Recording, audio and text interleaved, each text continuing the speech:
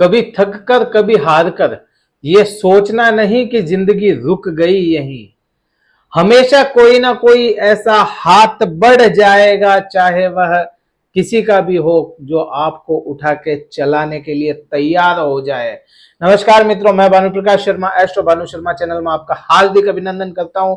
बात मिथुन राशि के लिए करेंगे। मिथुन राशि का यह दूसरा पार्ट बना रहे हैं। साल 2023 आधा साल बीत चुका, उस पर हमने एक वीडियो बनाया, सेम यही टाइटल रहा होगा और उस पे ही बात करेंगे, क्योंकि उस वीडियो में हमने 4 ग्रहों की बात करनी थी और 2 ही ग्रहों पे बात हो पाई थी।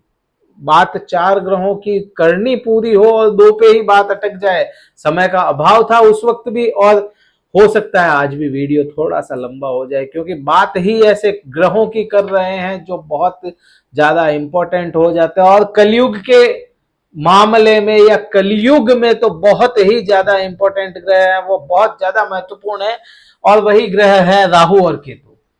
जब भी लंबी गणनाएं करनी होती है, या वीडियो हमने पहले वाले में भी बताया था यही बात कि जब भी लंबी गणनाएं होती है तो 4 ग्रहों को महत्वपूर्ण सूची में रखा जाता है और उन्हीं से लंबी गणनाएं निकल जाती है। तो यहाँ पे भी वही बात है कि 4 ग्रहों में 2 की बात हो गई थी, गुरु और शनि की बात हमने पूर्ण कर ली थी। अब राहु केतु की बात करेंगे। राहु केतु और मिथुन राशि, क्योंकि राहु के लिए यह पूरी दुनिया से हटके राशि हो जाती है मिथुन राशि। राहु अपनी मिथुन राशि में ही उच्च स्थान में होते हैं। अब कई लोगों का कई जगह संशय भी है कि राहु केतु छाया ग्रह है तो वह उच्च के कैसे होंगे, और बात वही है, उनका भी कहना सही है कि छाया ग्रह है। लेकिन आप अगर किसी अच्छे से नजरिए से सोच लेते हैं, या मेरे नजरिए से भी देखें, तो अगर किसी ग्रह का प्रभाव आ रहा है, चाहे वह दिखता ही ना हो, तो वह उच्च का भी होगा और नीच का भी होगा। प्रभाव अगर ला रहा है, हमें हवा महसूस होती है, दिखती तो नहीं है। कुछ ऐसी चीजें होती है जो महसूस ही कर सकते हैं, देख नहीं सकते, तो उनका प्रभाव नहीं होता क्या? प्रभाव होता है। वैसा ही राहु और केतु का भी प्रभाव होता है, उच्च का भी होगा और नीच का भी प्रभाव पूर्ण आता ही रहेगा।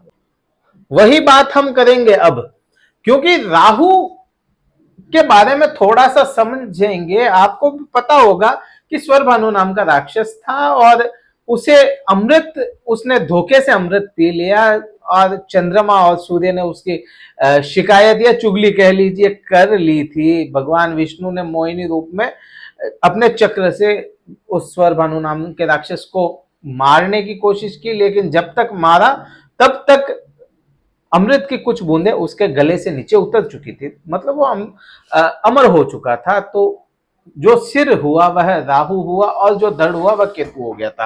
अब वही बात कर लेते हैं। तो यहाँ पे आप एक चीज को देखें, क्यों इंपॉर्टेंट है। यहाँ पे 2 गोचरीय घटनाएं हुई 2023 के शुरुआत में। अब अंत का समय है, 2023 का मध्य समय हम पहुंच चुके हैं। 30 अक्टूबर को राहु और केतु परिवर्तन करेंगे, और क्योंकि यह वक्री ग्रह है तो वक्र स्थान से ही वक्री स्वभाव के ग्रह हैं और वक्री ही चलते हैं, तो वक्री परिवर्तन होगा इनका। कभी भी यह मार्ग ही नहीं चलते, हमेशा वक्री ही चलने वाले ग्रह होते हैं। तो यह वक्री अवस्था में परिवर्तन करेंगे।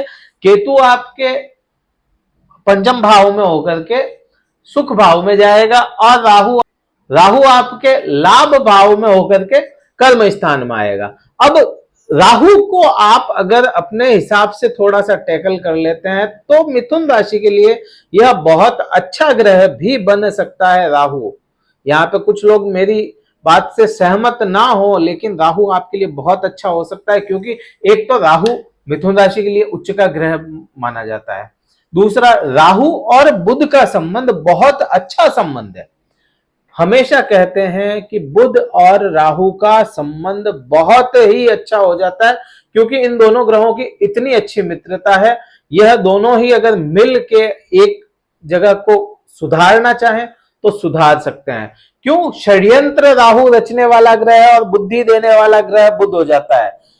राहु चाल चलेगा और बुद्धि से उसको सोचने की क्षमताएं मिल जाती है बुध से। राहु आपके पूरी पूरी जिंदगी को बदल सकता है, बहुत इंपॉर्टेंट ग्रह है आपके लिए। लेकिन यहां अभी राहु 30 अक्टूबर को परिवर्तित होगा, तो अब यह कमजोर अवस्था में होना शुरू हो गया। वीडियो अच्छा लगता है लाइक शेयर कीजिएगा, सब्सक्राइब नहीं करते हैं, काफी लोग देखते हैं चले जाते हैं, सब्सक्राइब भी कीजिए।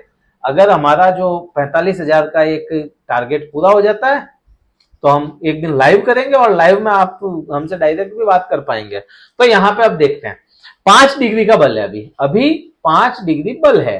तो 5 डिग्री का मतलब होता है वह अभी प्रभाव में कमजोर हो गया और धीरे धीरे कमजोर ही होगा। अभी आज 5 है तो फिर 4 होगा, अगले महीने 4 से 3 होगा, ऐसे करके 30 अक्टूबर तक 0 डिग्री पे पहुंच जाएगा। तो यहां आपके लिए थोड़ा कुछ अच्छा भी है कुछ बुरा भी है। प्रभाव की बात कर लेते हैं। लाभ भाव में राहु है। लाभ भाव में क्योंकि राहु को अचानक का ग्रह बोला गया, अचानक चुटकी बजाते ही ग्रह यह रिएक्ट करता है। तो यह क्या रिएक्ट करेगा आपके साथ, क्योंकि यह अभी एक तो मित्र स्थान में है नहीं, गुरु के साथ में है। तो गुरु से अभी राहु इतने दिन तो गुरु को पीड़ित कर रहा था राहु, लेकिन अभी यह कमजोर हो गया राहु, तो यह गुरु के प्रभाव में आ गया। और शनि का प्रभाव होने के कारण में कुछ हद तक यह रिएक्ट करेगा जरूर, जाते हुए ही सही, लेकिन लाभ आपको देकर के जाएगा ही जाएगा।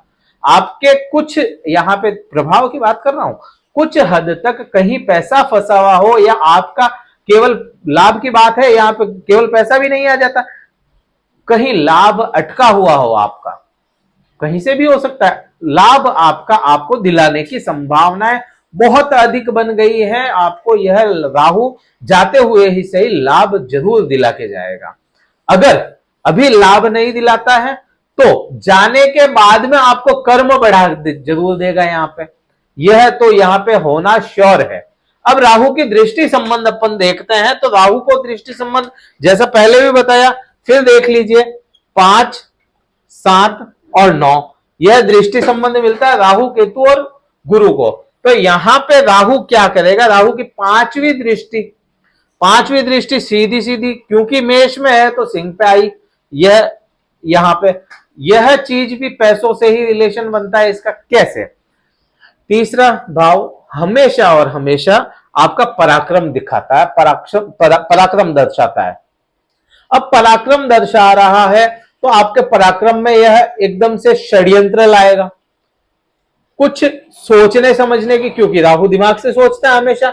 दिमाग से सोचने वाला अगर पराक्रम में डाल दे, दिमाग पराक्रम से अगर जुड़ जाए तो वह षड्यंत्र रचने वाला हो जाता है।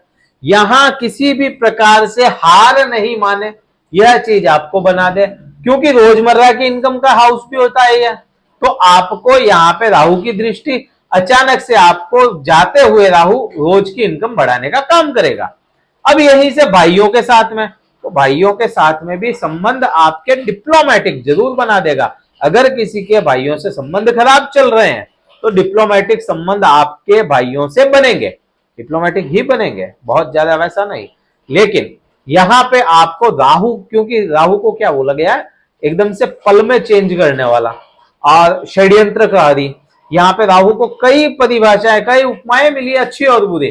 तो राहु अपना भेष बदलने वाला ग्रह है और उसकी दृष्टि आपके यहाँ पे फेक लाइफ के हाउस पे, क्योंकि इसको सोशल मीडिया से भी जोड़ के देखा जाता है, ट्विटर, फेसबुक, इंस्टाग्राम और ये यूट्यूब वगैरह सारा सब कुछ।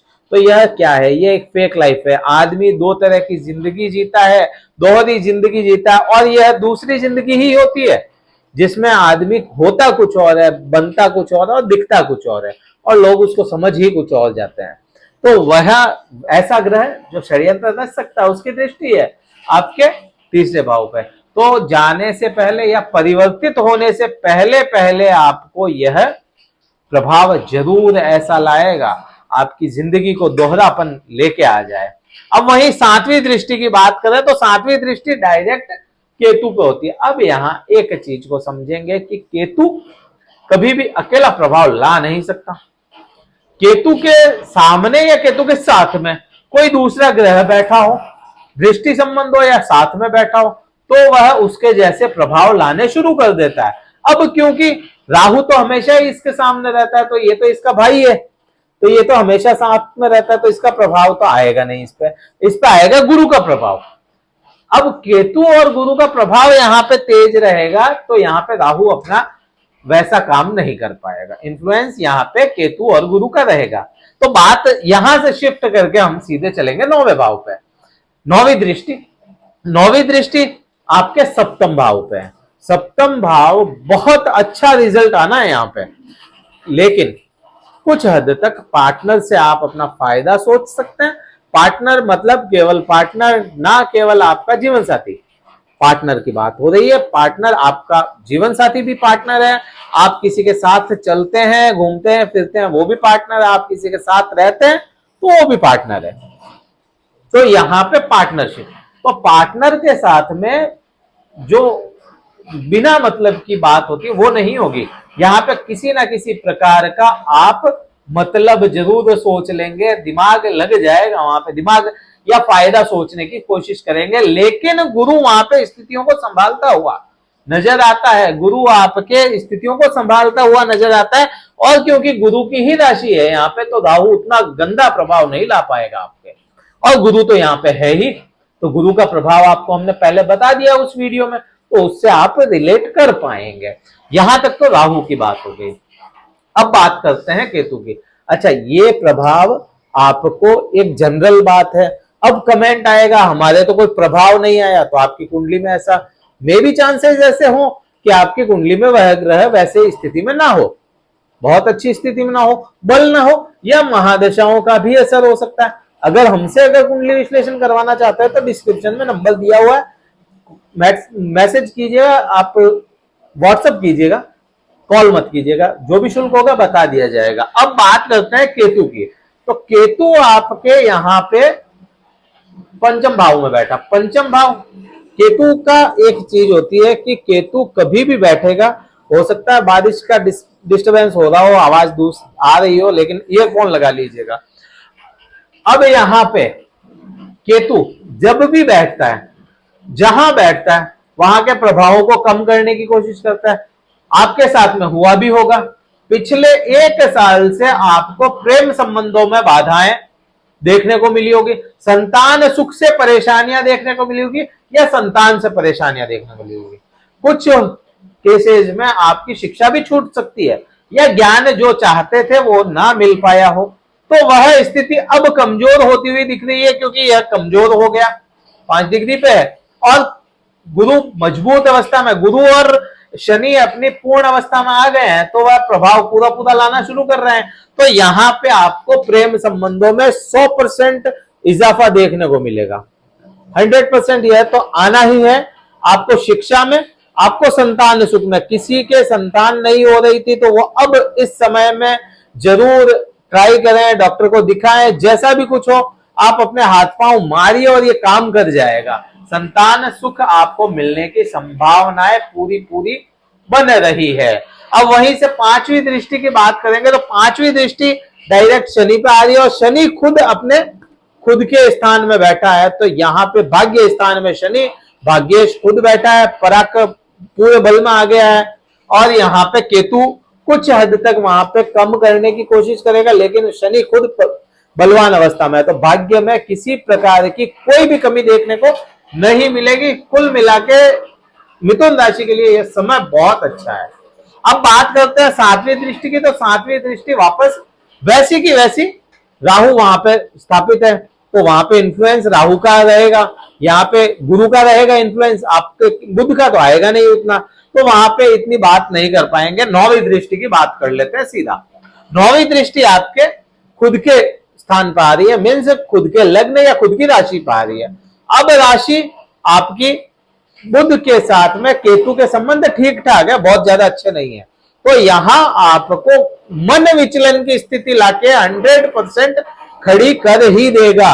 मन विचलन होता रहे, बार बार एक जगह पे बैठ ना पाए, मन उठ जाना, किसी से बात ना करना, आपका गुमसुम रहना, यह स्थितियां बन जाएगी और बनेगी।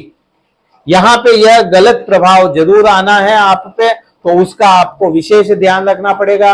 उपाय क्या करना चाहिए? भूरे कुत्ते को रोटी खिलाएं। भूरा कुत्ता, काला ना हो, भूरा हो, वही आपको फायदा देगा।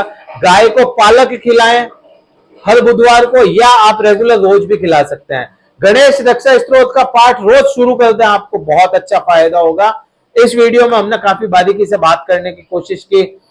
चलती हुई वीडियो में बारिश भी आ गई और बिजलियां भी चमक रही है, तो मौसम भी थोड़ा सा राहु केतु ने यहाँ पे बिगाड़ा है। तो आप इस वीडियो को लाइक कीजिएगा, शेयर कीजिएगा, कमेंट करके बताइएगा वीडियो कैसा लगा, डिस्टर्बेंस आया माफ कीजिएगा। अगले वीडियो में और भी अच्छी जानकारी देंगे आपको, जुड़े रहिएगा। इस वीडियो में इतना ही। जय हिंद, वंदे मातरम, भारत माता की जय।